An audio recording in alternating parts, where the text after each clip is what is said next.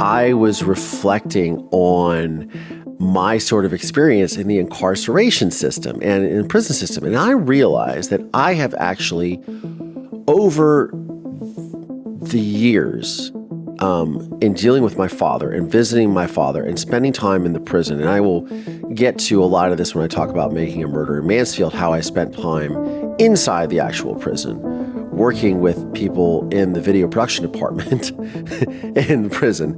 But I have spent at least a year of my life in prison. Not as an inmate, not as a guest of the state in the sense of that I don't get out after a certain time. I was able to walk away and go home every day. But I've spent a year in prison. So I know what I'm talking about. And I have seen many people come through those visitation rooms and those walls. And again, the incarceration system in this country is something that we really need to look at.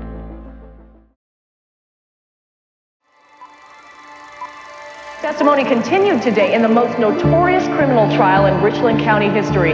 Dr. John Boyle is accused of killing his wife Noreen and burying her body in the basement of his new home in Erie, Pennsylvania. The 12-year-old son finally took the stand. As I heard a scream, I heard a thud. It was about this loud. We, the jury, find the defendant guilty. When I was 12 years old, my testimony sent my father to prison for murdering my mother. This podcast serves as a type of therapy and reconciliation for myself, and it is my hope that it helps anyone who has experienced deception, betrayal, and dark trauma. I'm Collier Landry, and this is Moving Past Murder. Hey movers, welcome back to another episode of Moving Past Murder. I'm your host, Collier Landry, and what's going on? Never gets old.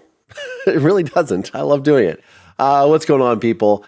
Happy Friday. And hey, this is the 55th episode of Moving Past Murder. I can't believe I made it this far. This is kind of crazy. And we've been on this journey, this very, very, very exciting journey together, where I share all these wonderful tidbits about my life of being a true crime survivor, and also talking to some really cool people along the way. And one of those really cool people was Judge James Henson, retired judge of Richland County Common Pleas Court, who I had on the last two episodes. I did a two-parter episode with him, and you guys probably heard it because Judge James Henson was the judge at my father's murder trial, where I testified for 2 days against my father, and he is still incarcerated to this day. So that was interesting, and I found, I got a lot of comments, a lot of questions, obviously. I just did an AMA on my Patreon on this last Tuesday, the 20th. A lot of people asking me, wow, even after all these years, you are still finding out things that you didn't know happened. And it didn't, not only with the case itself, but also with shit that my father pulled. And yeah, that's very true. It is one of those, I would say that what has happened in my life, my very young life, is just a gift that keeps on giving. What can I say? But no, in all seriousness, it was, that was an interesting last couple of episodes for me, because again, I found out things like my father rented a cold storage unit to put my mother's body in, while he was digging her grave underneath the house. I mean, just all kinds of stuff. It's just, I used to, as I asked my father in the film A Murder in Mansfield, do you think you're a sociopath? I think also there are elements of what he did, that there are elements of psychopathy, right? I'm pretty convinced of that, based upon his behavior. And hey, I was on Dr. Phil, and Dr. Phil told me, hey, this man's a psychopath. So there you go. You heard it from Dr. Phil. He knows his stuff, right? But no, in all seriousness, it got me really thinking. And also, this coming Wednesday, September 28th, would be my mother's birthday. She would have been 77. And so this brings up a lot of things for me. And it also, again, after talking to the judge, and who I hadn't spoken to really for at least 20 years, but spoken to about the case really ever, actually. And man, the depths of the psychopathy that that my father exuded, I'm really starting to see a pattern as I hear more and more stories. And I'm sure it's not going to be alone, because I have all kinds of stuff that I've trudged up over the last. I just recently went back to Ohio about a month ago, and I trudged up some more wonderful things that I'm going to be sharing on the program. It is the gift that keeps on giving. That's all I got to say. But reflecting on my mother, and there will be another episode about this, but reflecting on my mother and, what it would have been like to know her as she aged gracefully into her late 70s. Would she even still be here is a question that goes through my head. I mean, obviously she's not here anymore, but at least not in the physical sense. And I definitely think about that a lot. And then, naturally, I think segue into my own mortality, questioning my own mortality. It's just a rabbit hole that you just keep going down. But anyways, back to this Patreon meet and greet that I had, and it was an Ask Me Anything AMA session. Somebody had asked me about if I had seen Sins of Our Mother on Netflix, which is a Netflix documentary about Lori Vallow and her family. And Lori Vallow, you guys can check out the film. I'm not really going to get too much into it, but basically she had 3 children. One of them was a little older than the others, and got hooked up with this guy who wrote a bunch of books. They were involved with the Church of Latter-day Saints, Mormons, and not that I am not a religious person, and I don't subscribe to religion, but, to each his own. So I'm not here to bastardize the church in any way. But this person, seemed to think that they were a very prophetic figure, to say the least, and we're going to start a new Jerusalem, and it was where they lived, and I think they were in Colorado or something, or Utah, Colorado, I don't know, some state in the mountain time zone, that's for sure. They killed their spouses, and then she ended up having her children killed in the name of starting this new weird lifestyle together and saving the world, and that they're going to be the survivors, and thinking people are zombies, and and her brother was killed too mysteriously. It's a lot. The cases are going to trial in 2023, so it'll be interesting to see what happens. But again, this brings me back to just the overall psychopathy and recognizing a lot of parallel traits with my father. What it's like to bury, because they bury the kids on the property, on the boyfriend's property. Like what that looks like, taking the lives of innocent children. And I mean, I can't fathom it myself. But again, this is me just kind of reflecting on this due to what happened in my circumstances with my father murdering my mother, and also, thinking about she would have been 77 next week. And then you couple that with also the fact that, I see this film because everybody's like, hey, you should check out this film. And, I watched it, of course, at like 2 a.m, which I would not recommend for anyone. I didn't really realize what I was getting into. I'm not a huge watcher or consumer of true crime. As I've said many times on this program before, it's just not something that I was into, because my life is a true crime mystery story. And again, it is a mystery that keeps unfolding because I keep finding out these things about my father and his case and all this stuff, like when I talk to the judge, right? So, it's just a lot to reflect on. But if you have not seen Sins of Our Mother and you're into the true crime thing, you should check it out. But be warned, it is really heavy, and it is very, very tragic what happened. I mean, look, all violence and senseless acts of violence, especially when perpetrated on children and families, is inherently tragic.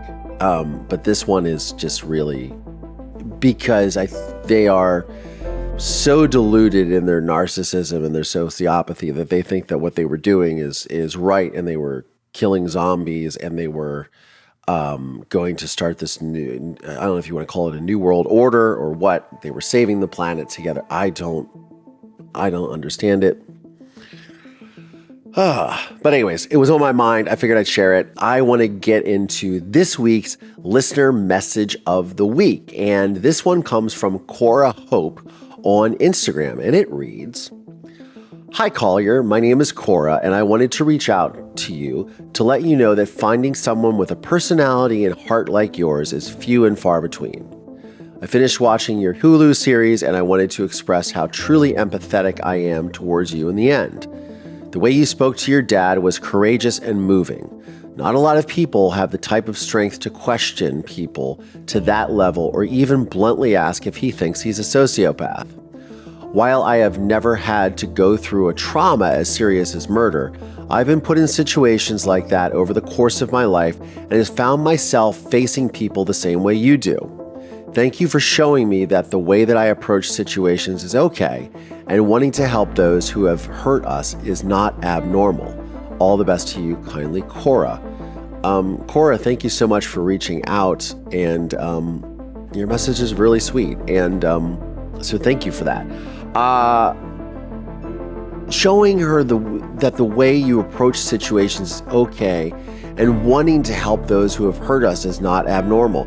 And honestly, like, Cora, that is sort of the fundamental core of what I sort of get into a lot in my life when I work with people or when I do this program or I speak or what have you.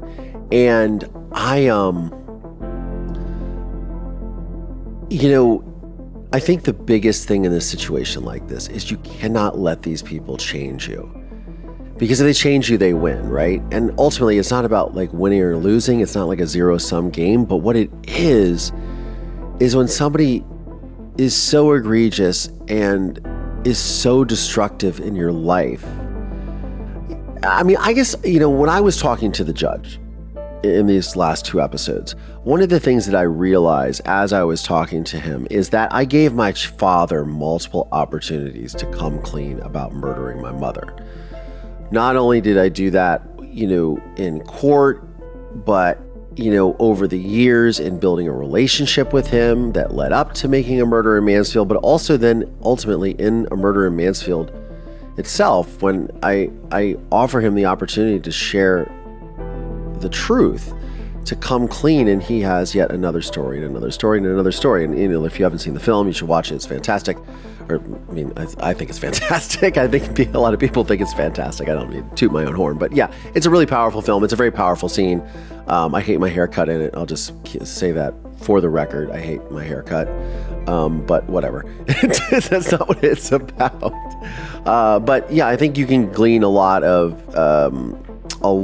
insight in dealing with people who have injured you have been so egregious and so destructive in your life. Just trying to have that grace and sort of poise to just always give them one more opportunity. And look, that doesn't mean you let them walk all over you either. That just means that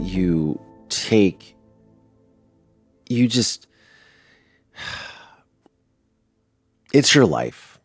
It's not theirs. And the more you let them suck you into their bullshit, or you let them suck you into their world, or allow them to manipulate you without taking a stand and saying enough is enough, like that's when it really starts to affect you. Taking a stand, asking the hard and tough questions, and giving them the opportunity to answer those, like the only feeling that you can get out of doing that is holding your head high. So I don't know if she was asking for my advice, Cora, but if you were asking for my advice, I don't think so. I think you were just offering a commentary on it. But at the end of the day, yeah, it is, you got to do it for you. And as I talked about with the judge, even with forgiveness, you have to, forgiveness is not about them. It's about you. You've got to just let go and just be like, this is, and it's not easy. I mean, I'm sitting here saying this behind a microphone in front of a camera saying, okay, it's great. It's not great. It's horrible. It sucks. Don't get it twisted, kids. But at the end of the day, I mean, you just have to get on with your life. I mean, you can either do that or you can be consumed by it. I never wanted to be consumed by it. I mean, I'm not without my faults. I got plenty of them. But I am at the end of the day really glad that I was, to thine own self be true, as the bard wrote. Right? Okay. So getting to this week's episode. So I'm reflecting on the fact that my mother would turn 77 next Wednesday, September 28th. Actually, fun fact, both myself and my mother are born on the 28th. I am born on February 28th. She is born on September 28th. And the dog that I had that I never got to see after I was yanked out of my family home on January 24th, 1990, Gowdy, had a birthday on August 28th. So my dog, my mother and myself all had birthdays on the 28th, and then she would always joke. And then your father was born on May 1st. So there you go. He was the apparent black sheep from jump. Okay, but speaking of that very intriguing, interesting gentleman behind 4 walls of iron in the Iron House, let's get to a letter from prison. And I'm going to pull one. Okay, that one. Let's see here. So for those of you that are watching on YouTube, which, by the way, if you're watching on YouTube, please like and subscribe. It helps with the algorithm. Please, if you can. And for those of you that are listening on Apple Podcasts, Spotify, please subscribe to this program. All of your downloads really help. Get the word out, spread the word, share with your friends. If you're enjoying the program, please give me great reviews on your favorite podcast app, whether that's Apple, Spotify, and I appreciate all of it. I really do. Oh, look, here's a photograph that I found of my father. So for those of you watching on YouTube, I'll just hold this up so you can see. So my father is in front of a background, sitting on a chair, a background of an all snowy winter's day. I'm sure it says something on the back too. Oh, it says Doc Boyle on the back. 2009. So that was from February 2009. So that was just kind of floating out here with these letters. So I'm going to pull one. Let's see here. I'm always trying to look at the addresses that are on the envelopes too, because that sort of tells me hey, where was I living in California at the time? And I've been officially now in California. Well, I'm sorry, officially now in Los Angeles almost 20 years, which is wild to me. But I'm so glad that I moved out here for many reasons. The least of which isn't the weather, that's for sure. Because I love it out here. All right, let me see here. I'm going to pull. Well, I got a couple. Yeah, it was all. Oh, this one was from. Oh, okay, this is interesting. All right, so this is when I was living in Hollywood. Let me make sure there's something in here. And again, it's just so you guys know. This is the first time I'm looking at these since whenever I opened them the first time. So some of these are 20, 30 years old. Some of these are, a decade old. It just depends. So I think that was just a sheet. I found recently also, which I'm going to dive into, my father wrote a dissertation or master's thesis on for getting his Master's of Divinity in prison. He did this whole thing and he sent it to me. And it is... This is weird. This is a family and friend social... I don't know. This is a Christmas thing. It's not a real letter. I don't know. It's not a real letter. I want a real letter, guys. That's what I want. Let's see here. So these are all sent around the late 2000s. So 2008, 2009. I'm really going to put my glasses on. My father wrote this one by hand. Christmas Day, 2009. Okay, so obviously that's where that little photograph that I just popped out of him sitting in front of a snowy white background in the prison photo area. So that's probably part of this letter. So, okay, so we have this, him sitting in front of a snowy white background. It says Doc Boyle, 2009. Oh, graduation. Opportunities in pork production. March 14th, 2009. I don't know what this is. Okay, there was an agenda. So my father graduated. Yeah, no, this is no joke. Okay, dead ass. Seriously. This says graduation, opportunities in pork production, March 10th, 2009, in this envelope is a graduation like invite or agenda or whatever it is, and it's got keynote speaker W. Randall Brown, National Pork Board, remarks Maggie Beitler, Warden, Jason Bunting, Deputy Warden, who I met, very cool guy, acknowledgments, and my father is one of the graduates on here. Lots of other people listed. So my father graduated a course in opportunities in pork production. So this is interesting because this is sponsored by Purdue University, National Pork Board, Iowa State University. So this is interesting. So despite my father being incarcerated for murdering my mother, I definitely do have a lot of feelings about the way that our incarceration system is run in this country. And I'm not going to get into that in this conversation, but I am going to get into that later on in the program on another episode, because I'm going to start talking to some people about this, about prison reform, about reducing recidivism rates. Look, crime in the United States is really bad right now. It's really bad in Los Angeles. It's obviously a big city, but it's worse than it normally was. And blame it on the pandemic, blame it on economic and socioeconomic opportunities for people, what have you. I don't know. It's but our incarceration system really needs to be addressed in this country. That is my opinion. And look, for those of you that are listening, you have to understand that I just actually the other day was thinking about, because I'm doing another podcast that I've started with my dear friend Tara Newell, who is famous from the Dirty John series. She is the one who ended Dirty John Meehan's life when he came after her with a knife and with the intent on murdering her and then eventually murdering the rest of her family. He was married to her mother, Deborah Newell. It became the subject of a Wondery podcast done with the LA Times called Dirty John, which then became a television show and now a series and franchise called Dirty John. But season 1, which starred Connie Britton, Eric Bana, Jane Smart. Tara was played by Julia Garner, who's famous from Ozark. Juno Temple was in it. A bunch of people. It was a fantastic show. But her and I have started a podcast called The Survivor Squad. And I was reflecting on my sort of experience in the incarceration system and in the prison system. And I realized that I have actually, over the years, in dealing with my father and visiting my father and spending time in the prison, and I will get to a lot of this when I talk about Making a Murder in Mansfield, how I spent time inside the actual prison, working with people in the video production department in the prison. But I have spent at least a year of my life in prison. Not as an inmate, not as a guest of the state in the sense of that I don't get out after a certain time. I was able to walk away and go home every day.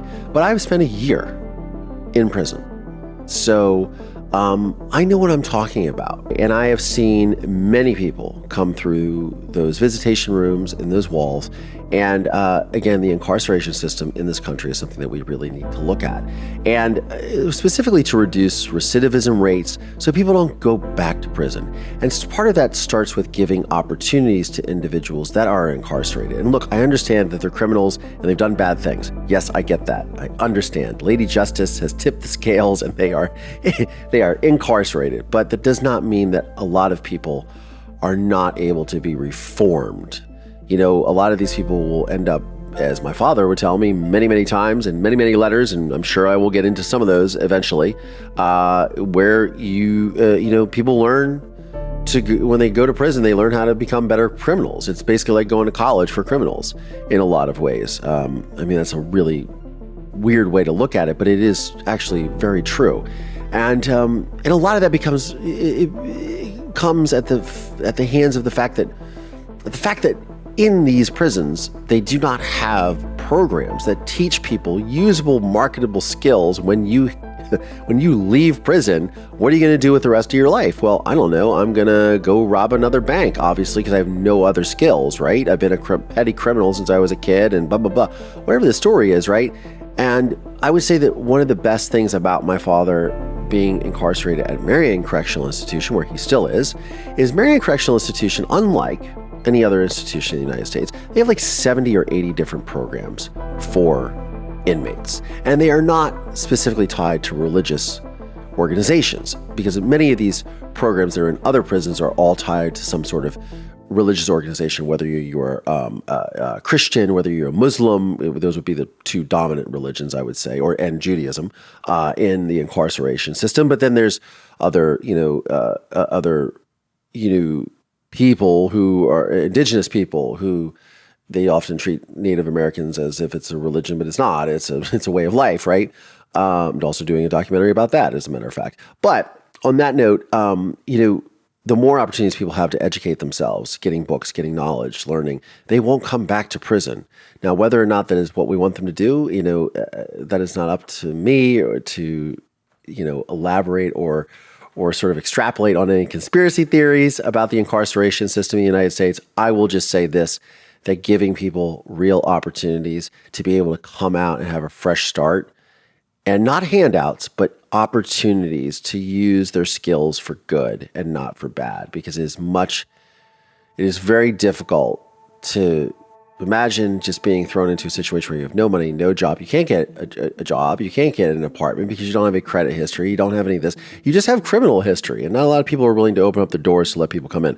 So Marion Correctional Institution, all that to say this, they offer a lot of these programs, and it is amazing. I mean, I'm sure it has its own flaws and issues. I'm sure drugs and yada yada, like every other prison in the United States. But they do have a lot of programs for inmates.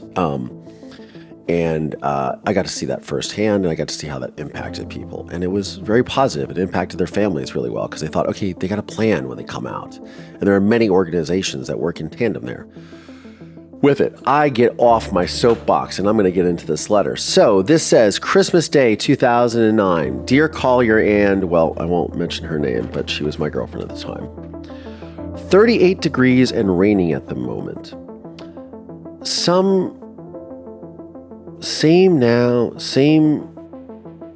Oh man, I can see this is a doctor's handwriting, by the way. So for those of you that can see this on YouTube, this is like, yeah, my father writes with chicken scratch. Oh man, it looks like it says some prom, but it's not saying that.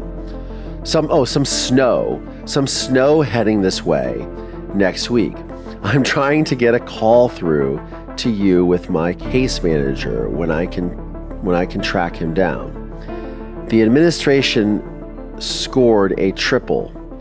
No breakfast today and Saturday and Sunday. All budget cuts. I hope they let me go home. That'll save them money. Prayerfully, everything is working out favorably for you. You have lots of talent and ability, which someone will soon recognize. I am anxious to know what's going on with your music, film projects, etc. Well, of course you are, because you're wanting me to make a film to help you get out of prison.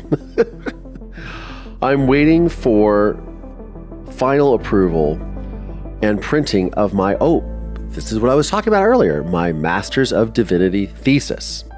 Then I can start the coursework for my Master's of Divinity or Divinity Ministry degrees, abbreviating all these, so I'm just sort of making it up.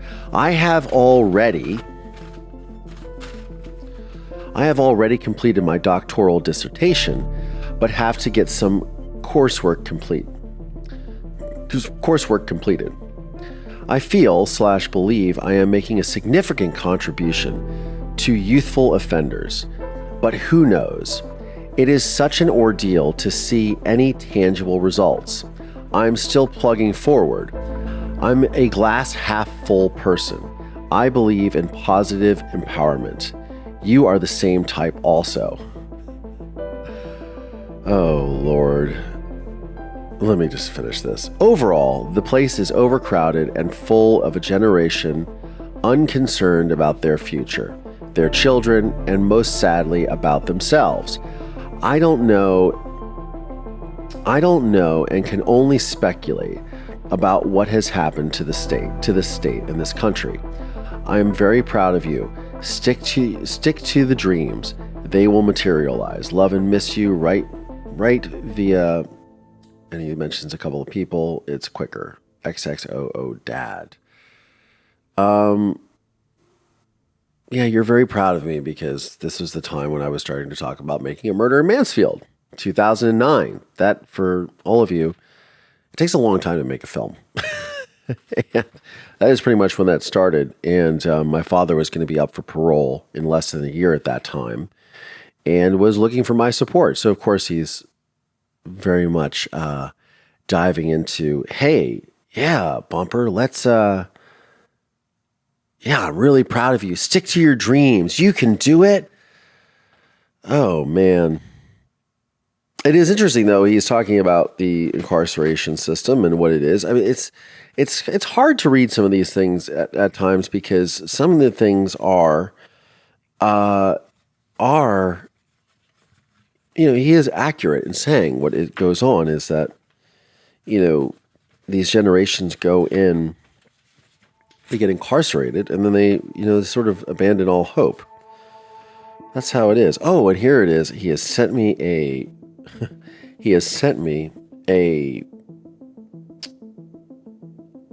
little printout about this law firm that he wanted to hire to help him get out on his appeal. Cura and Wilford, LLP. For those of you watching on YouTube, there you go. Who I actually met with during his parole and went to the parole hearing in 2010, which I will get into in another episode for sure. But that's interesting. And I just realized that I actually have footage of meeting with that lawyer and talking to him in his office. And I set it up and I just remembered I have that. So guess what's going to be dug out of the archives and put onto my Patreon. For those of you that support, you'll get to see it. I know I've got it somewhere and it's going to be super duper cool.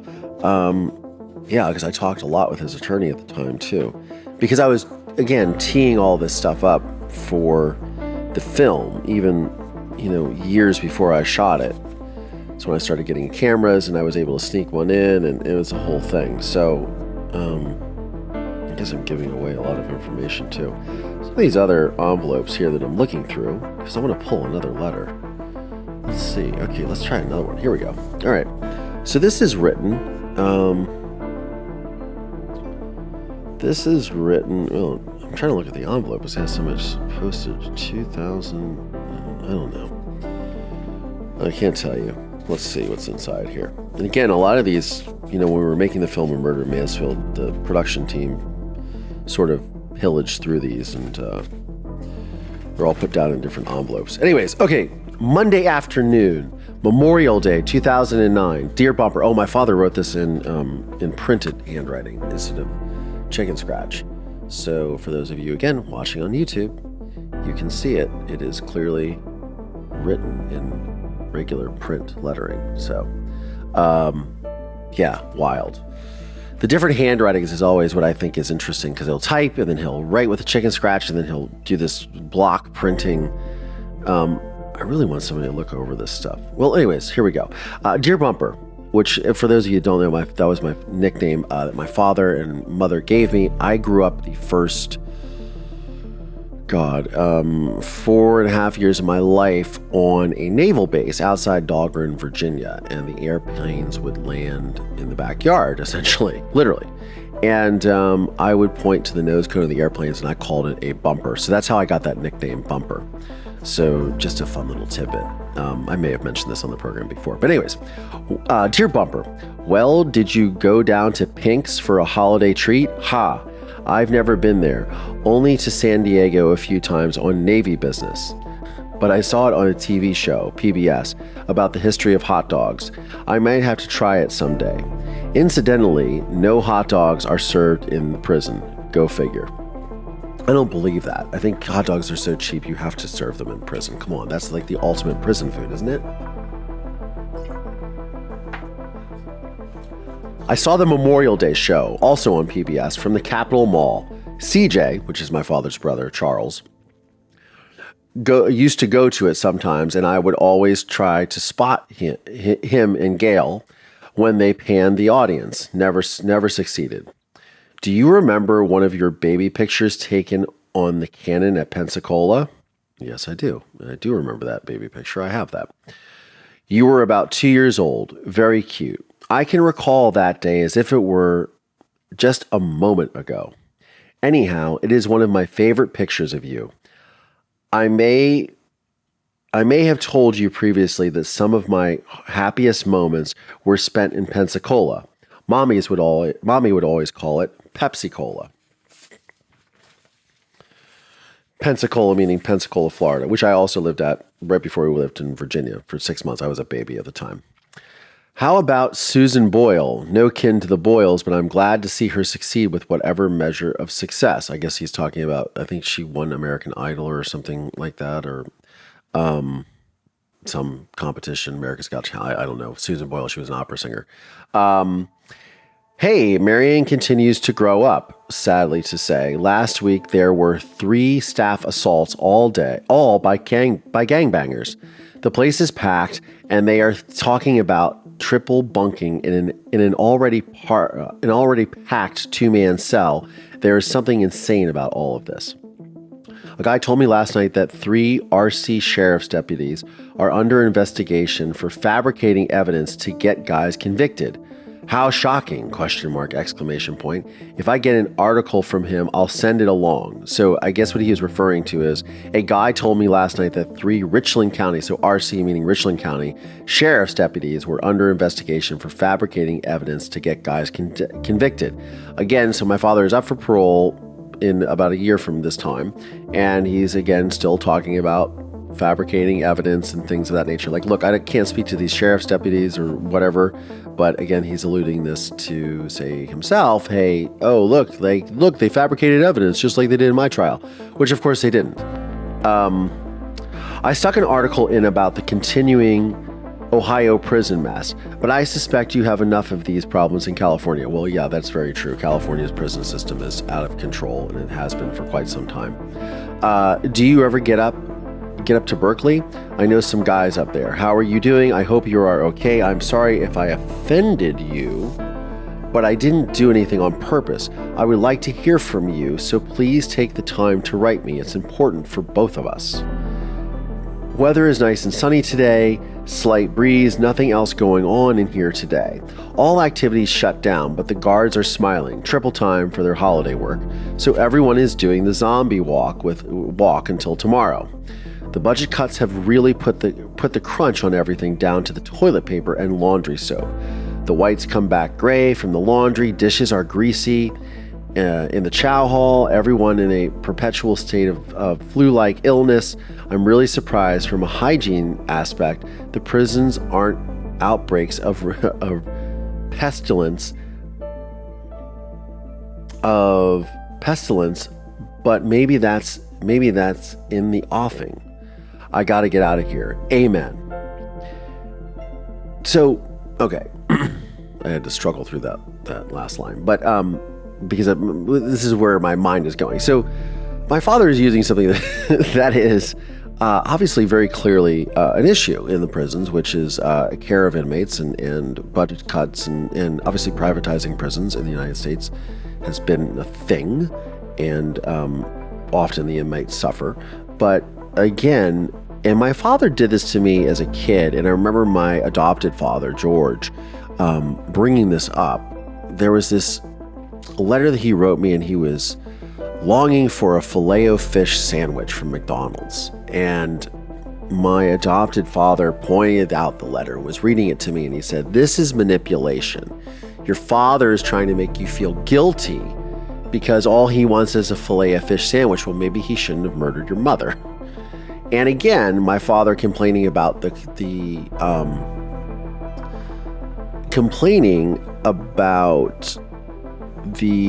conditions of the prison that he is in. Well, maybe you shouldn't have murdered my mother and put yourself in prison.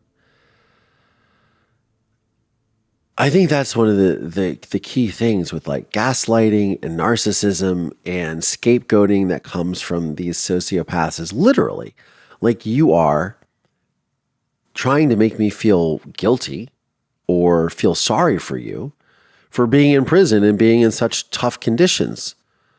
But you chose to put yourself in those tough, difficult conditions. I mean, it's so weird reading this. I mean, this is like 13 years ago, and it's still just as clear as day. And then, I got to get out of here. Amen. Do you go to the beach, Malibu or Laguna? Have you ever gone down to Santa Monica Pier? Well, now I live like a block away. Muscle Beach, etc. I don't know if it's up or down from you. I always wondered about those places since California is Mecca, as you know. Our gym, all antiquated Nautilus machines, is rarely available to us because of scheduling and staff problems, but remains the best available. I try to get into the gym 3 times a week for 1 hour. That is all we are allowed. Even to walk around the outside track is a time nightmare. So it's tricep crunches on the toilet bowl, bicep work hanging from the bed frame, ab work on the bed, etc., etc. A real improvised situation in here. Maybe it's the weather or my last birthday, 66, but I am aching in places. Never ached before. I think it's arthritis. How is your job coming along? Do you freelance or are you on someone's payroll? Are you still doing the renting? I hope you're okay. Well, stay safe and healthy. You're in my thoughts and prayers always. Love, Daddy. Blah, blah, blah. Yeah, again, painting a picture of what it's like to be in prison.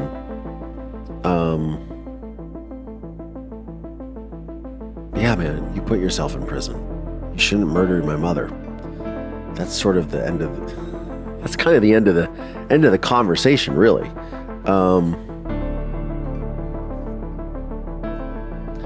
Yeah, he was 66. Well, my mother never got to see 66, and next week she would have been 77. So,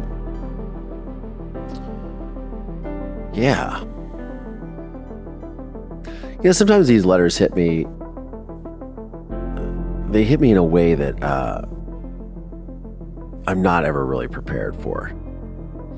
And I think this is something, and I don't know if this is just being a trauma victim or going through trauma or experiencing trauma like this, or being a victim of true crime or whatever, or a survivor, whatever the preferred nomenclature would be for this. But I would say that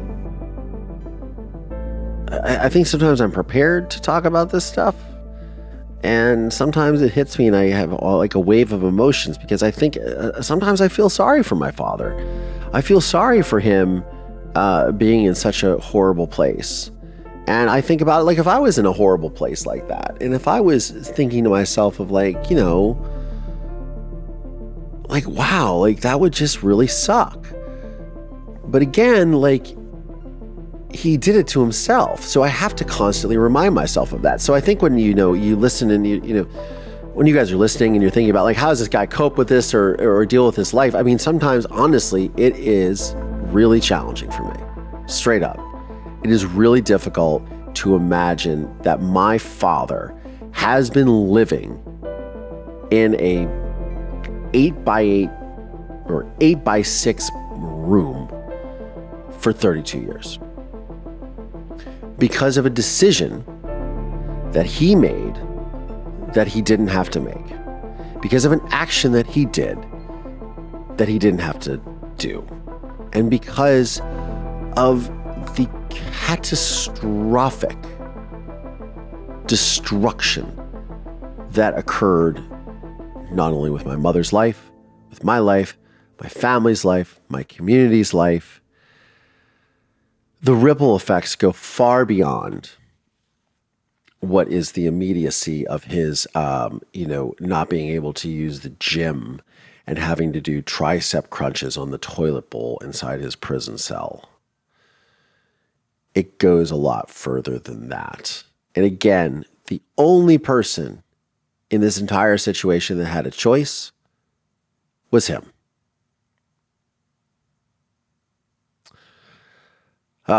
That's my 2 cents.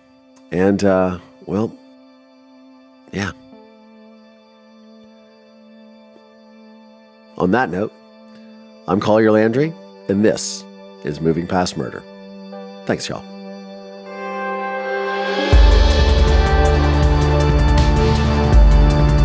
This podcast is made possible by support from listeners just like you. Please subscribe via Apple Podcasts, Spotify, Audible. Find us on YouTube, youtube.com/Collier Landry. The film A Murder in Mansfield is available on Investigation Discovery, Discovery Plus, and Amazon Prime Video.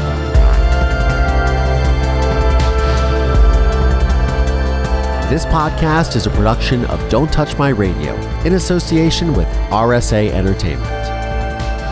Please visit mpmpodcast.com to show your support today.